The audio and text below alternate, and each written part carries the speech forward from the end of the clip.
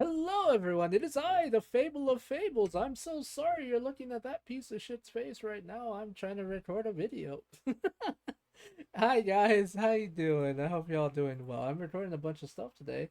Today, we're gonna be learning about the Skaven straight clans, the many kinds of rats. God, I hope I haven't done this already, because I'm gonna cry. Anyway, let's Has a go. lot of rats. There's plenty of normal rats to go around in any of the settings, because be it the 41st millennium or the magical mortal realms, these little critters are hard to get rid of. It's so far only Alberta that has managed to remain free of them in real life. In 40k, there's ratlings, which are granted actually hobbits, but rats in the name and they're little fellas, so they still kinda count. And of course, there's the Skaven, the premier ratman of Warhammer Fantasy and Age of Sigmar, and one of the more unique things GW has ever created. God bless the people that decided to give rats machine guns, Hello? because that's very fun. But even these Hello? despicable morons have to have some form of organization. Their main idea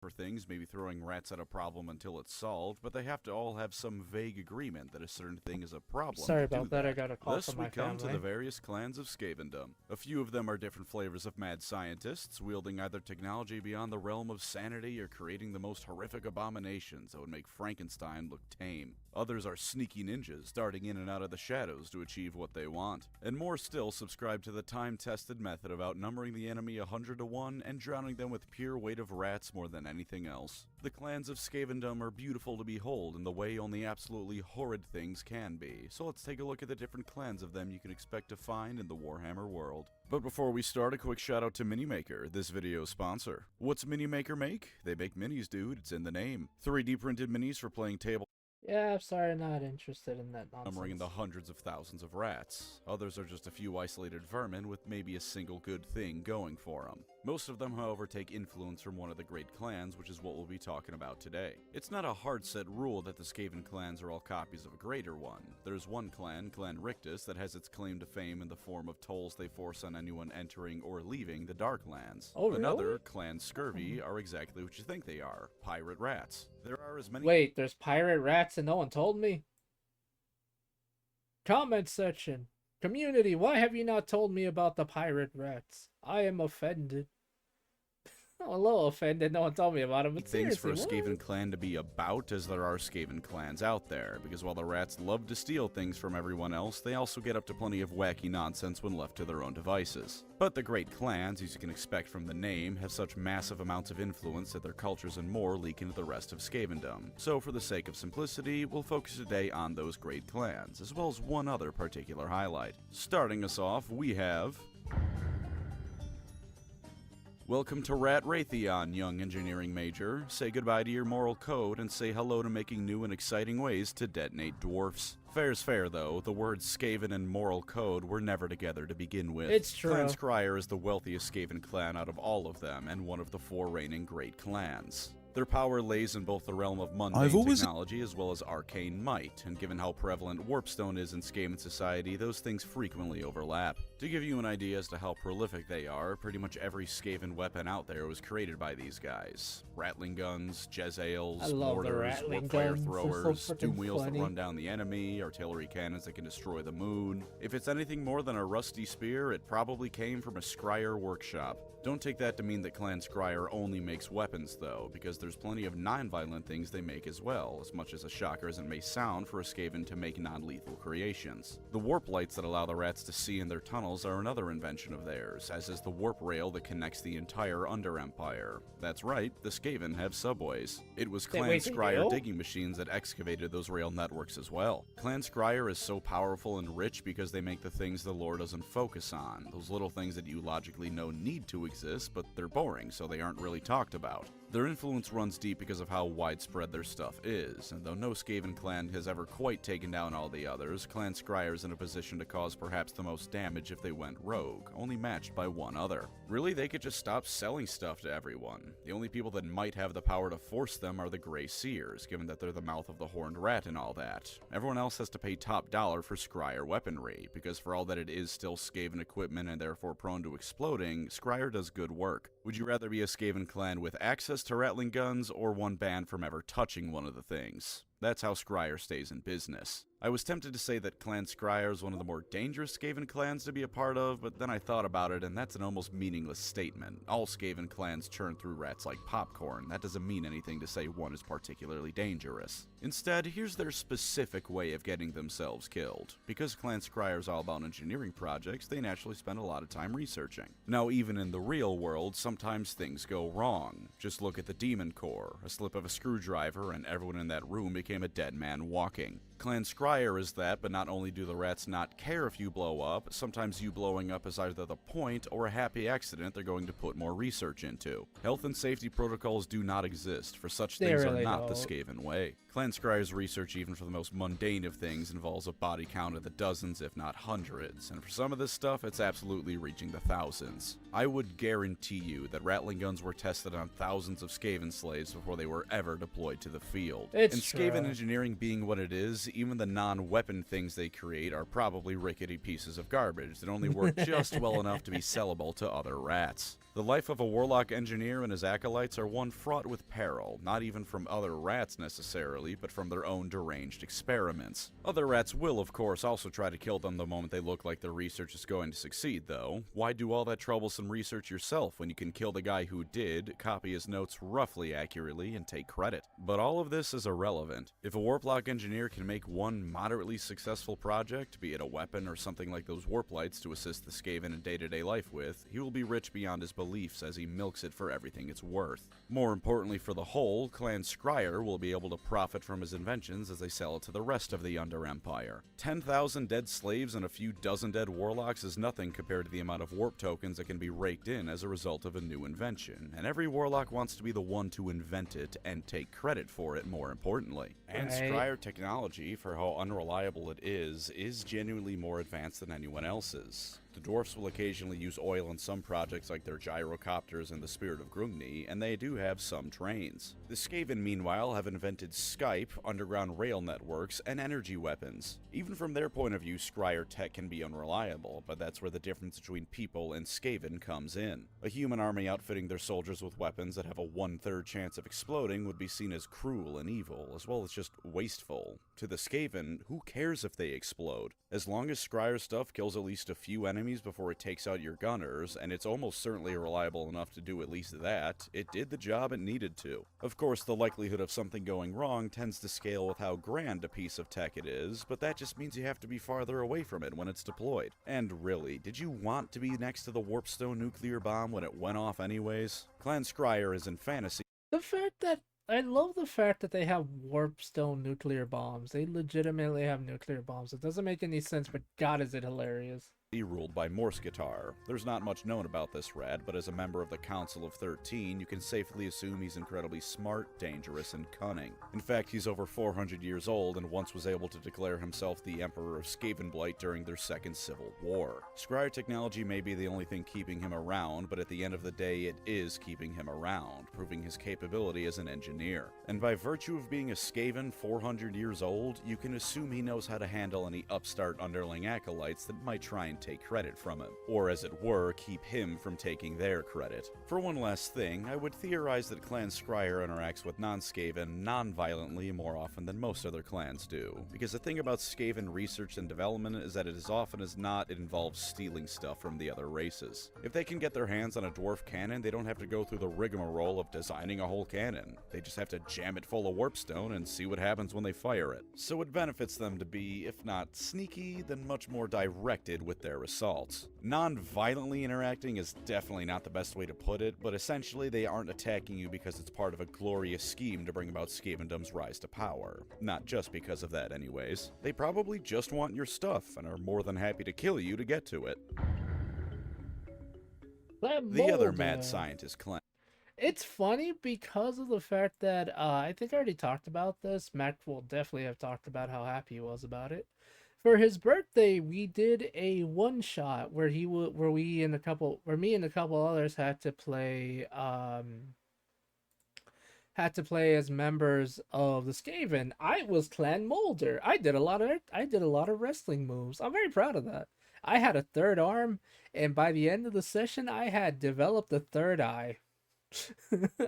It was great. I miss it. And this one being for the Frankenstein Fellows. An ancient clan, their origins date back as far as negative 1450 in the imperial calendar, when one of the surviving Skaven, after they accidentally blew up most of the Under Empire, marched northwards and founded the city of Hellpit. With the area being right on the border of Norska, and therefore close to the Chaos Wastes, all sorts of lovely abominations can already be found here. The forebears of Clan Moulder took one look at all these monsters and thought to themselves, how can we make them even worse? The capital of Hellpit is rich with warpstone as well, further allowing them to do their grisly work. Clan Moulder has sure enough become a great clan by virtue of how many different kinds of beasties they create in their lab to sell. Their packmasters will scoop up any suitably interesting creature they find and take it back to a Master Moulder's lair to experiment on, and experiment is only the word I'm using because I can't really think of a better one. Torture is a good way to describe it in all honesty. They'll just poke and prod in a creature's insides, adding and removing bits to see what happens, and then when it almost inevitably dies, they'll round up another one and start over again. This is one of the more horrific of Skaven clans because of their focus on biological experiments. I When love Clan them. Scryer experiments with a new piece of tech, the danger is that it'll blow up in their face. When Clan Moulder has a new formula for warp steroids to test, they're kidnapping animals and people to experiment on with. Though any clans can do it, Clan Moulder is one that especially likes to go up and kidnap entire villages Dark Eldar style. One second everyone is going about their day, the next the village is a ghost town. The buildings are untouched, food can still be found half-eaten on plates, but all the people are gone, spirited away to Hellpit to be turned into something horrific. Hellpit itself is layered like a cake, or more accurately, layered like hell in Dante's Inferno. 9 different levels of atrocities await anyone coming to this place. Dude, I love Clan Moulder so much. They literally fit my insanity. I'm not even kidding. It's beautiful. I love them.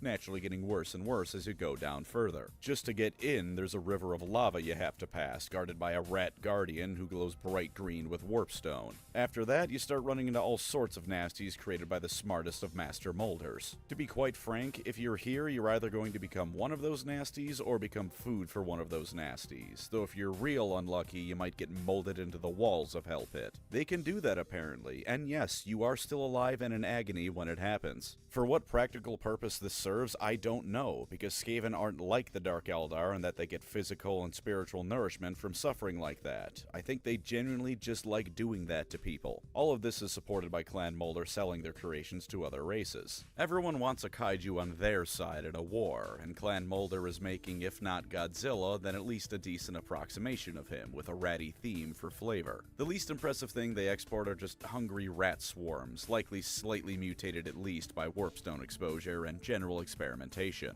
Though most Skaven can't actually control rats, some Moulder packmasters can, and will send them scurrying towards the enemies of Skavendom for an appropriate price. Others are far more obvious in their value. Rat ogres are aptly named and can tear apart the enemies of the Skaven, as well as other Skaven, and Clan Moulder charges a high price because of this. They know everyone wants one. Hellpit abominations are the cream of the crop, costing the highest price but also being one of the most powerful weapons a Skaven warlord could hope to command. If you'll excuse some more theory crafting, I would have to assume that part of Clan Moulder's marketability is that once you buy a creature, it's pretty low maintenance. You know, the funny thing is, when I was actually playing in the one-shot as Clan Moulder, I tried to create a servant to help me in battle. I did so bad that it actually imploded into itself, which I thought was kind of funny as to how the hell did I create something that actually imploded into itself. That's freaking hilarious. Just throw it in a big enough cage or hole and feed it some Skaven slaves every now and again. Easy peasy. Whoever has to let it out when it's time for war is also probably getting eaten, but such is the life of the humble clan rat. Clan Moulder is also perfectly happy to do custom jobs if you ask them politely and bribe them enough. Master Moulders are nothing if not artistic with the liberties they take when experimenting on living creatures. Maybe you want your monsters to be especially armored. Thicker skin and metal can be bolted onto it for just a measly few dozen more extra warp tokens. Maybe you want your monsters to also have guns. Well, that's gonna run you the big bucks since that was a clan scry. I want my monsters to have guns, all the guns, just to piss off a lot of bad freaking people. It'd be Fire hilarious. collaboration project, but storm feeds are one or perhaps more than even rat ogres, so that can be done too. But maybe you're also a free-spirited rat and want your clan molder contact to do whatever he wants and show you the result. He's gonna happily march back to his workshop, spin a wheel a few times, and add whatever it lands on to his monstrous creation. You're either gonna get upcharged to high hell because he'll lie to you about the work that went in, or you may get a special discount for letting an aspiring artist work on his magnum opus. Either way, it's guaranteed to be horrific, and it'll probably be lethal to at least the first person you sick it on. The Skaven of Clan Molder themselves are an odd bunch, especially mutated by chaos waste energy as well as constant warpstone. Oh, that reminds me, freaking in the freaking one shot, freaking someone pissed off our leader so much that we actually ended up having to fight one of the abominations that that they bought off Clan Molder, and I poked it in the eyes. I know it sounds kind of weird, and I know it's like kind of off track, but I just want to talk about it because I thought it was freaking hilarious, and I got to fight one of the abominations and just poke it straight in the eyes. Exposure, even by Skaven standards. Rampant hunger, extra limbs, and more are not uncommon to see, and sometimes the line between Clan Molder mutant and Clan Molder creation is functionally irrelevant. Throt the Unclean has 3 arms, warpstone jammed in his eye, and in his own words, endless hunger. The Packlord of Molder's Verminkin, who sits on the Council of 13, is technically 2 rats sharing one lumpy, misshapen, mutated body. They frequently argue with each other and would no doubt try to kill each other if it weren't for the fact that aside from the 2 different heads, they've all got the same organs. Fratricide is a lot harder to pull off when it's also suicide. One last thing of note is that Clan Molder is the best place to be a physically frail Skaven. If you have brains, they'll support your endeavors, not because they actually care about you, but because a smart, if physically weak, Master Molder can still create profitable monsters. To be absolutely clear, this is not charity. If you can't immediately prove you're smart enough or capable enough in some way to make up for being a runt, you are now food for someone's monsters. It's true. But if you can quickly prove your brain is worth the lack of brawn, they'll probably keep you around.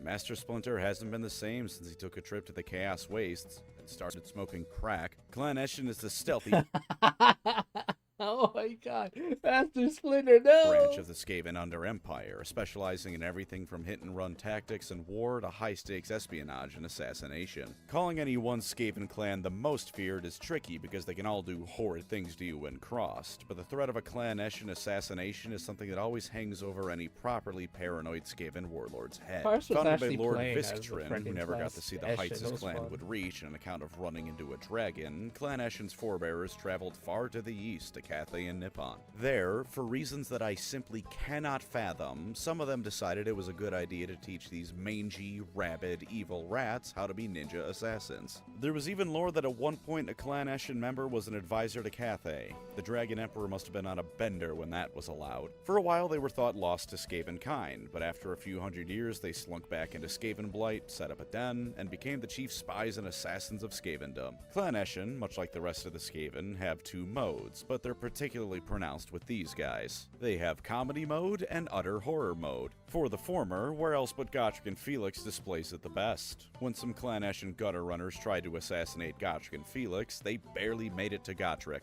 And this was in the early books, so it was before Felix was properly terrifying in his own way. Even in spite of that, the entire assassination attempt reads like a Three Stooges bit. Rats tripped over each other, tripped over furniture, tripped over Felix, tripped onto their weapons. The entire event probably only took about 20 seconds, and by the end of it, almost all of the rats were dead. Their leader escaped only to later be obliterated by Thanquol for the crime of being vaguely annoying to Thanquol. On the other hand, enter Deathmaster Snikch. Deathmaster Snikch is like a rat version of the alien from Alien. He wields 3 swords of warpstone to super kill enemies dead. He can supposedly teleport using shadows and come out of them at will. He supposedly once assassinated an Empire official, yet the guy's door was locked the whole time and that was the only entrance, so how the hell did he get in? He supposedly can be anywhere at any time, and you'll never know. All of this supposedly talk is intentionally cultivated by Clan Eshin's higher-ups, because it adds to his terrifying reputation. Clan Eshin assassins completely unrelated to Snikch will carve his mark on the bodies of their targets just to further his legend. Presumably they don't complain about this because they're worried Snikch might pay them a visit for trying to rise above their station.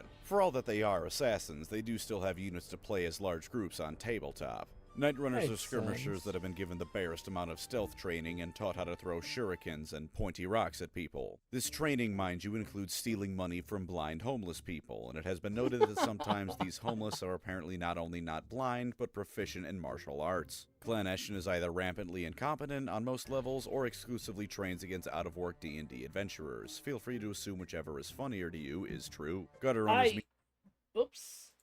Clan Eshin is either I just want to say this. Seeing the way Kars played his Clanessian character in the one shot, yeah, they're very incompetent. It's he kind of fit it very well. It was kind of funny. rampantly incompetent on most levels, or exclusively trains against out-of-work D&D adventurers. Feel free to assume whichever is funnier to you is true. Gutter Runners, meanwhile, are when a Clan Eshin rat can just about grasp concepts like actually sneaking, and are therefore much more dangerous. They can be armed with more than just weapons. Poison is a common thing for them to carry, as well as nets to trip enemies up on the battlefield or in their rooms to make the kill all the easier. I'm And sorry, of I'm course, a sleepy, full-blown Eshin assassin is where the jump from goofy rat person to Michael Myers if he was a rat occurs. In day-to-day life, Clan Eshin deals in information gathering as much as killing people. Information is a valuable commodity, especially in the treachery-ridden Skaven world, and Clan Eshin will sell out their services to spy on rival Skaven warlords to anyone who can meet their price. Of course, they also may be on the payroll of the guy you're trying to spy on, so caution is always warranted. The Council of 13 makes frequent usage of Eshin services, spying on those near and far for their interests. Their den in Skavenblight is a fairly humble thing, but no one knows what goes on inside of it. Any Skaven that wanders too close tends to disappear, and you can assume all sorts of Home Alone-style traps with a lot more lethality in mind absolutely litter the place. They appear incredibly unified by Skaven standards, but that might just be because we rarely see the inner machinations of the clan. When a Clan Eshin character makes an appearance in a book, they're just as cowardly as other Skaven, so they'll certainly still sell out their fellows to save their own skin. It might just be we don't see the dissent and infighting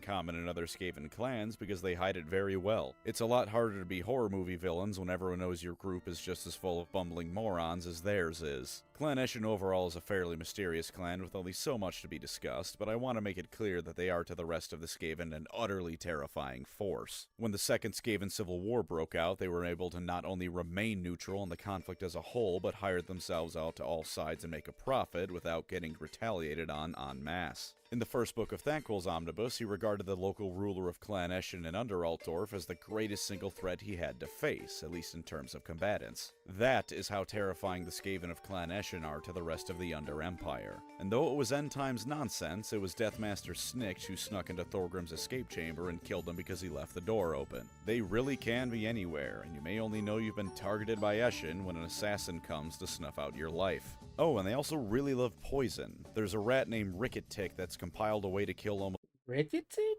Huh. Sounds like an interesting name. everything in the Warhammer world, mostly with poison. Funny thing is, he sat down with some Imperial scholar and casually told him all about his knowledge. I don't think he even killed the guy afterwards. He just really loved talking about his craft, and his craft happened to be poisoning people. Oh, that's actually it's kinda maybe weird to say that. I can kind of respect that. Dude's just like, man, I sure do love using poisons. Let me talk to you about it. It's kind of interesting, actually. That's oddly sweet, isn't it? At least by Skaven standards.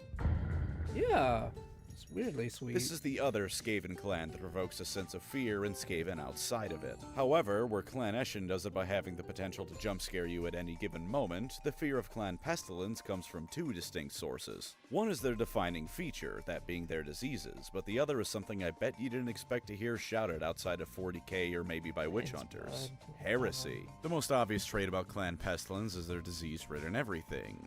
Clan Pestilence. They are a very interesting clan, and if every single member of the Skaven clan wasn't connected or already basically followers of the Great Horn Rat, I'm pretty sure Clan Pestilence would worship Nurgle. But to my knowledge and the way it works, every member of the Skaven clan belongs to the Great Horn Rat. And if they try to defect, he kills them. The best way I can describe it is every member of the thing is the Great Horn Rat hates them and they hate him. It's really funny. It's really interesting.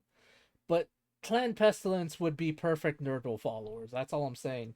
Also, to quote Met, because I doubt Met will ever watch this video, but to quote Met, his character was gonna invent turbo AIDS.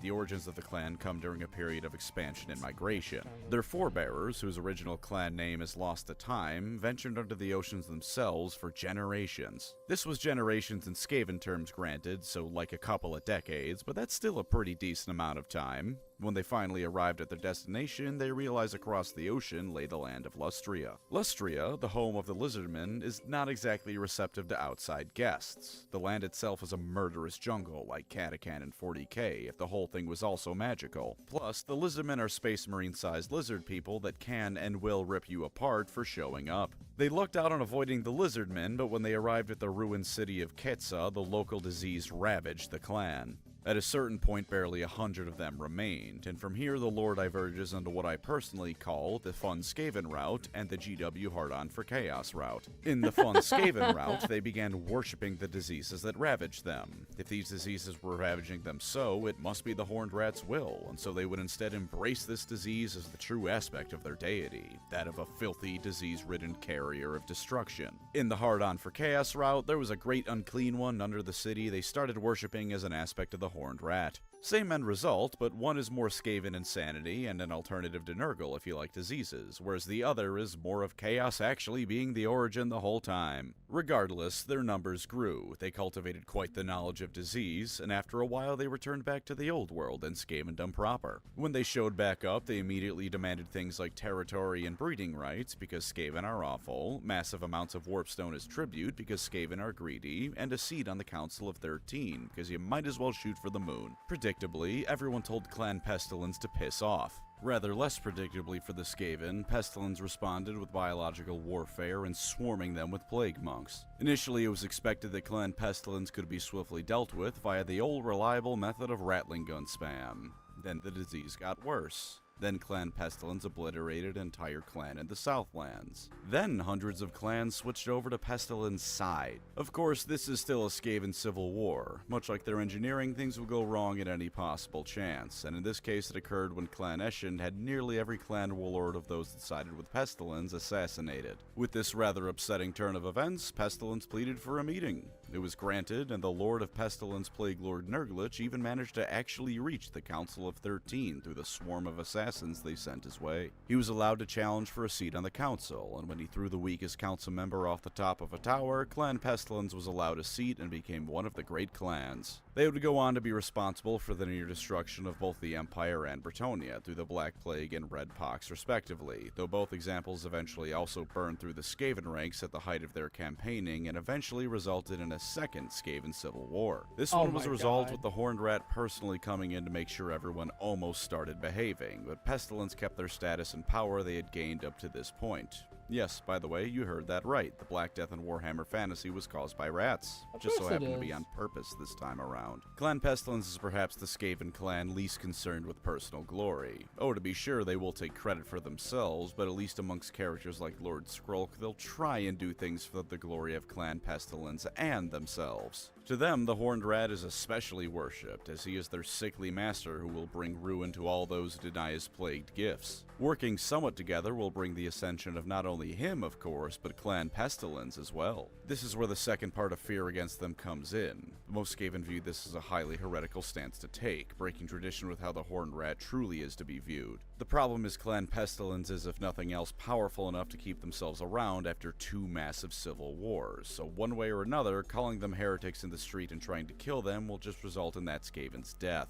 The other more obvious thing is that they're so disgustingly filthy and disease-ridden that standing near them can cause you to melt into sludge. Non-pestilent Skaven are no safer from this than other races, so it's also for practical purpose that this clan is kept at an arm's reach. Clan Pestilence will occasionally try and cook up some super plague to infect the world with, such as with the Red Pox or Black Death. They tried it in Nuln, but that was during a Gotrek and Felix novel, so you can guess how that panned out for them. When it's time to come out in force, however, they rush down their enemy with countless infected rats rats that are actually bolstered by their diseases, and the rabid fervor of Clan Pestilence means that they'll run away far later than most other Skaven would. In the end times, this is how they took down the Lizardmen. The magical defenses set up were perfectly tailored to prevent any demon from invading the continent. They were not, however, set up to prevent millions of rats fresh out of Asmongold's basement from invading the land of the lizards. For a final note on Jesus Christ, dude. Like, I mean, I don't blame you, but Jesus Christ. the obvious connection I brought up pretty quickly.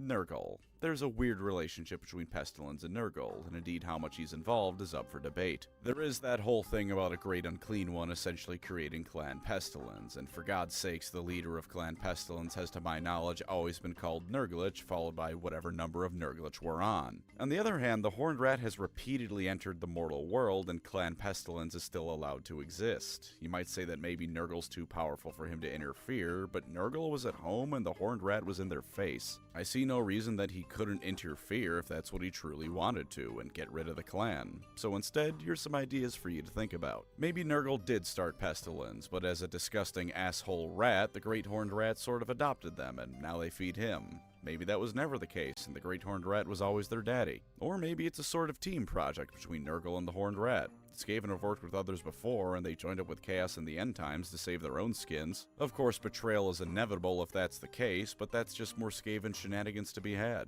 And whatever the specifics, Clan Pestilence seems to be here to stay. Keep your toilets close by, friends, because diarrhea is sure to follow these rats' footsteps. The final Skaven clan we'll talk about is Clan Moors. Now, I'm gonna describe them to you, and the thought might creep into your mind that, holy shit, these are Skaven good guys. False. Wait, what? Incorrect. Remove that notion from your mind. There are no Skaven good guys. Such a thing does not exist. The Skaven of Clan Moors are, however, perhaps the closest thing they've ever come to having something resembling a functioning code of ethics and morals. Best way to put it is about the Skaven as a whole are chaotic evil, Clan Moors is lawful evil. The Skaven of Clan Moors, even those from once rival clans, usually end up praising the leader of Clan Moors quickly, Lord Nodwell. As a member of the Council of 13, it's a safe if wrong assumption to make that Nodwell is using all sorts of tactics, from fear to bribery and coercion, or even magical means to keep his clan so loyal to him. In reality, Clan Moors has discovered something the rest of the Skaven have yet to conceptualize. If you treat your basic clan rats with something almost resembling decency, they will support you over the assholes who throw them into the grinder with a rusty pipe and a command to either fight and maybe die, or run and definitely die. And if you arm them almost halfway acceptably, they can fight better. In Clan Moors, if you can be in any way useful, they will find a use for you, and rewards to fit that use. Only traitorous or truly feeble Skaven will be found as Skaven slaves amongst Clan Moors. Treachery, speaking of, is actually frowned upon. If you stab your superior in the back and ruin a battle plan, you're getting sent to the slave pits. Of course, if your commander is actually incompetent, or you can make him appear incompetent, then by all means see him killed. Clan Moors aren't good guys, remember. There are still plenty of Skaven slaves to be found there. It mostly reminds me of a Skaven version of Spartan-style training in regards to how they view treachery. If you can get away with it, you're probably more cunning than the last guy and deserve the spot. But for the non-Skaven slaves, Clan Moors is downright accommodating. Even the basic clan rats are allowed to live in decent-ish barracks and are given weapons and proper training. This has resulted in several things going for them that have caused Clan Moors to have a rather triumphant rise to power. In-house, Clan Moors quickly gains the loyalty of any Skaven they capture. Those that surrender immediately are allowed to become members of Clan Moors, and when they see the benefits it offers, they're happy to join. Because unwanted treachery is met with severe punishment, most of the Skaven in Clan Moors behave themselves more often than not.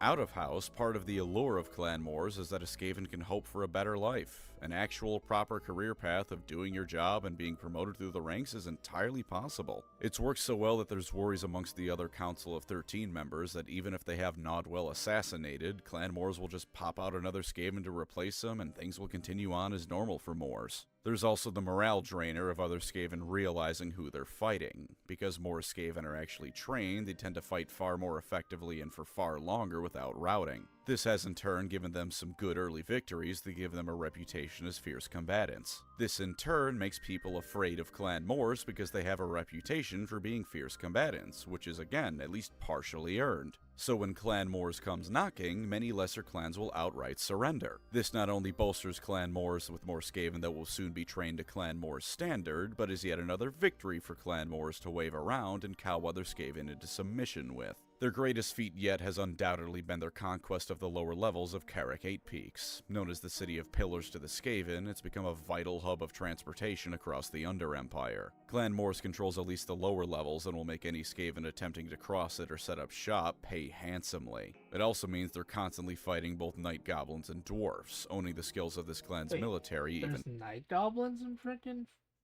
fantasy? Huh. Interesting. further. Speaking of, when deployed to battle, Moors can do a little bit of everything, but they're most well known for their regimented and elite soldiers. Clan Moors' storm vermin are a cut above the rest, and even their lowly clan rats can fight in something resembling the cohesion of an Empire State troop company. Were it not for the end times, Clan Moors would very likely have been either a driving force in Skaven society for change, or at the very least the catalyst of yet another Skaven civil war. And if you don't mind me saying, I would bet that Clan Wars would be the first time the powers to be of Skaven Blight didn't come out on top. Clan Wars are not good guys. At their kindest, they don't view their fellows as comrades, but as tools to be cultivated, which is still leagues above other Skaven, such as Queek Headtaker's relationship with Nodwell, that of a prized attack dog to be thrown at his enemies. But once again, it's far better than what the rest of Skavendom has to offer. As for Age of Sigmar, all the great clans have become types of clans, so now it isn't just Clan Eshin, for instance, but the Clans Eshin. They all still act the same way, though. A Skaven is still a Skaven, even if their branding has been diluted just a bit. The only odd man out amongst these clans is Clan Moors, who seem to have vanished. That being said, the clans Verminous seem to be the replacement, and indeed have the same basic shtick of Skaven clan that has better normal troops, so maybe they just rebranded themselves to celebrate the new setting. And those are the major clans of the Skaven. Some a bit more regimented, some a bit more technological, all complete and utter assholes. And remember, even the weakest of Skaven clans can be found right underneath your house at this very moment. Thank you as always to my wonderful channel members. You are the great clans to my Skaven Under Empire, standing out just that little bit prouder than all the rest. If you'd like to support the channel, feel free to subscribe or become a member. Either way, thank you for watching and take care out there.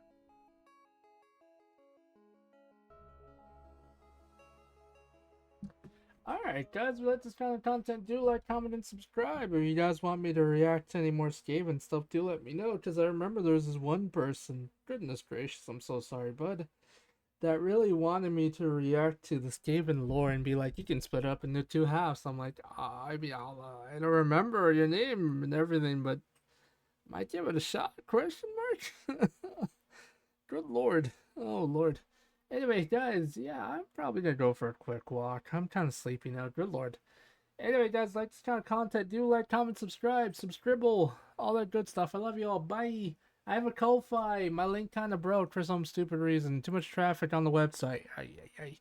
Anyway, love you all. Take care. Help support me, please. I'm dying, guys. We're running out of food, and there's dogs, and I gotta eat the dog food. Please, Christ.